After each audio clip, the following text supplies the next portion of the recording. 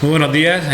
Vamos a presentar la restauración de unas actas del Ayuntamiento del periodo de 1631 a 1637 dentro de la política de conservación del patrimonio histórico del municipio, que nos ha visto toda esta legislatura, y en legislaturas anteriores también se ha ido haciendo. En esta ocasión también está englobado dentro del proyecto Carmesí, que ya está digitalizada las actas dentro del proyecto Carmesí, se pueden consultar perfectamente por internet.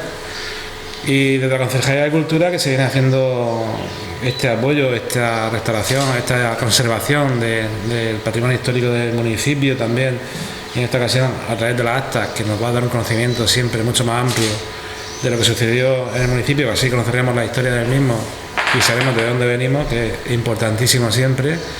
Pues digo que en esta ocasión son actas desde 1631 a 1637.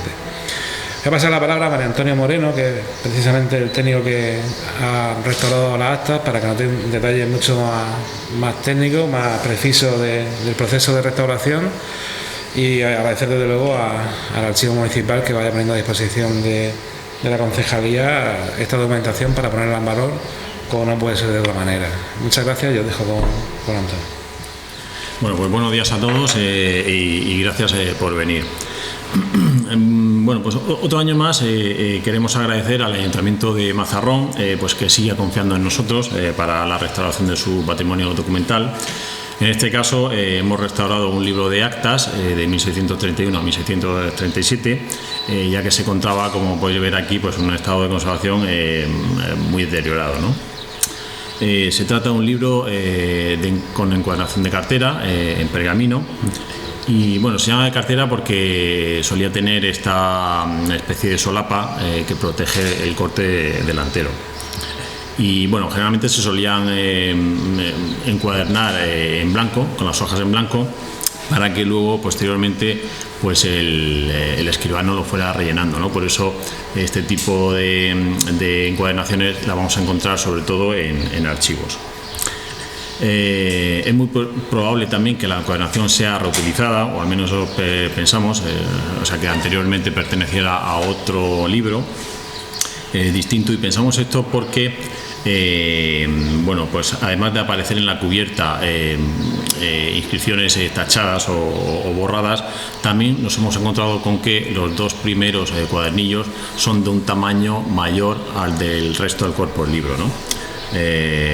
Lo cual nos hace pensar que en algún momento en algún momento tenían estos dos cuadernillos escritos y luego se incorporaron a un libro con las hojas en blanco, y se incorporaron a pesar de que fuesen las hojas de mayor tamaño, ¿no?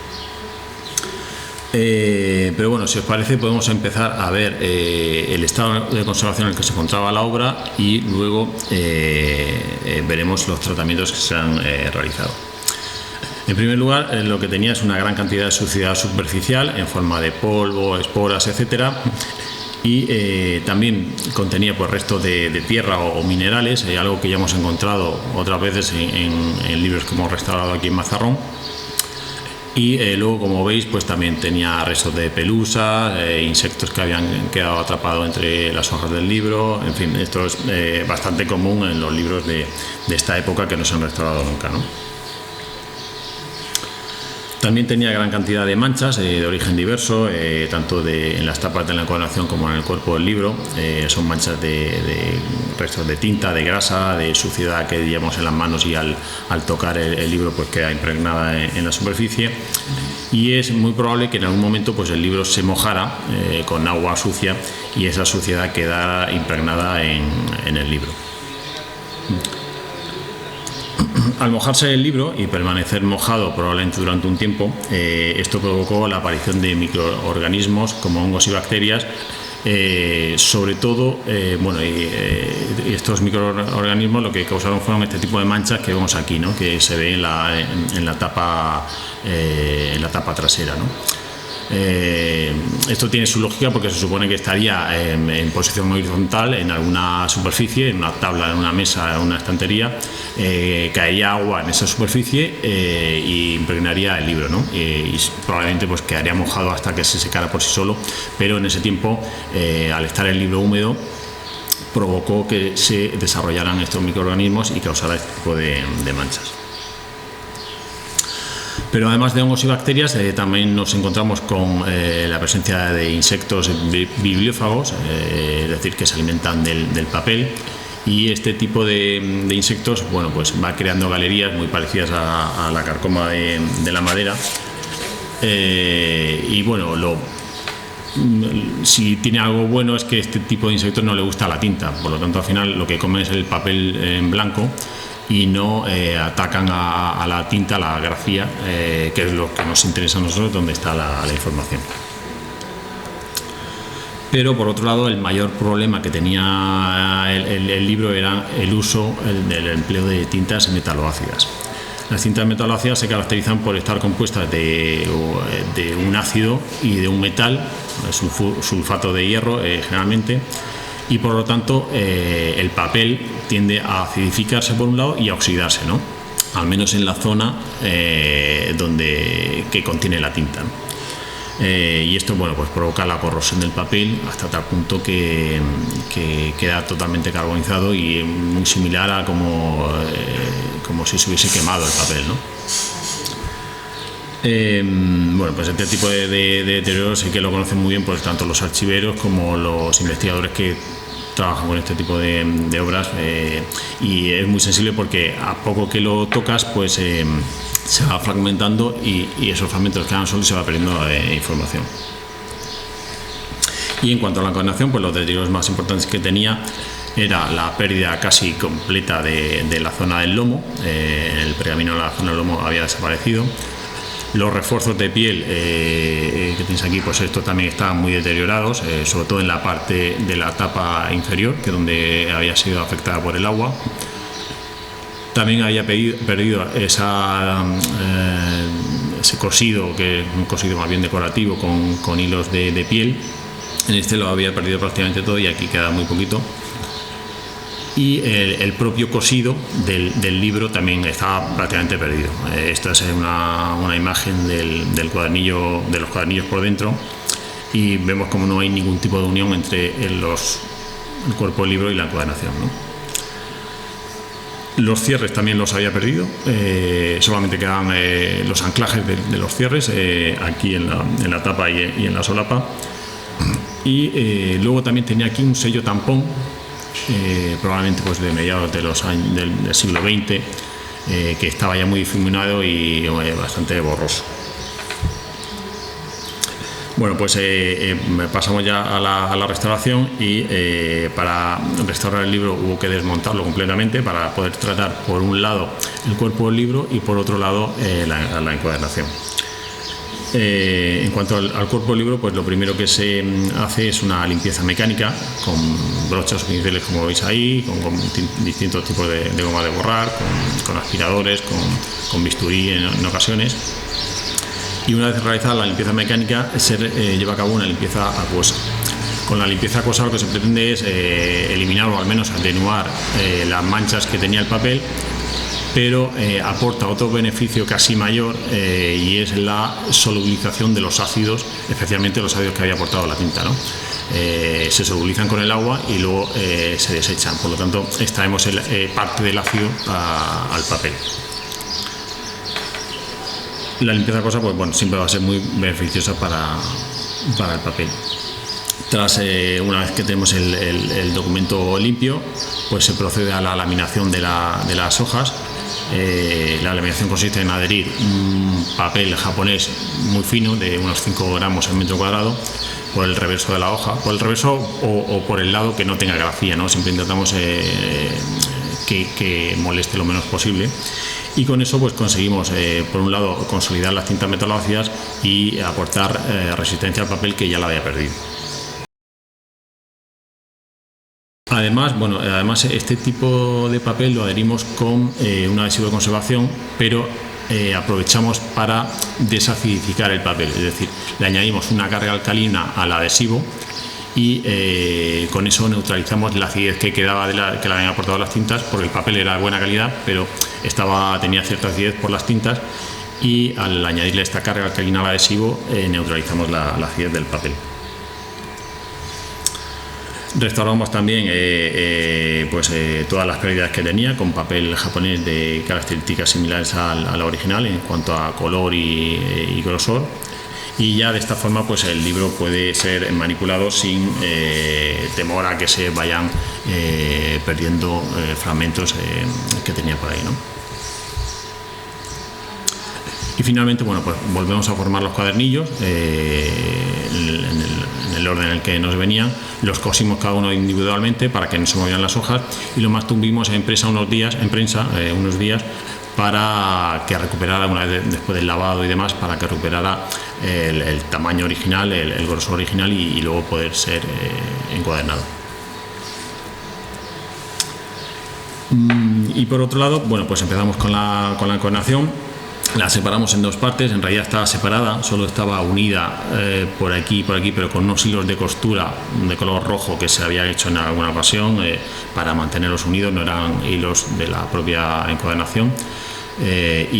Bueno, aquí, aunque parece que está unido, en realidad estaba montado y sujeto también con ese tipo de hilos. Y bueno, pues luego separamos también los refuerzos que tenía, los desprendimos, los refuerzos de piel, eliminamos los restos también del cierre, intentando hacernos un esquema de cómo iban fijados esos cierres, porque no todos los encuadernadores de la época utilizaban el mismo sistema y hay que dejar reflejado cómo iban para luego intentar hacerlo de la misma forma.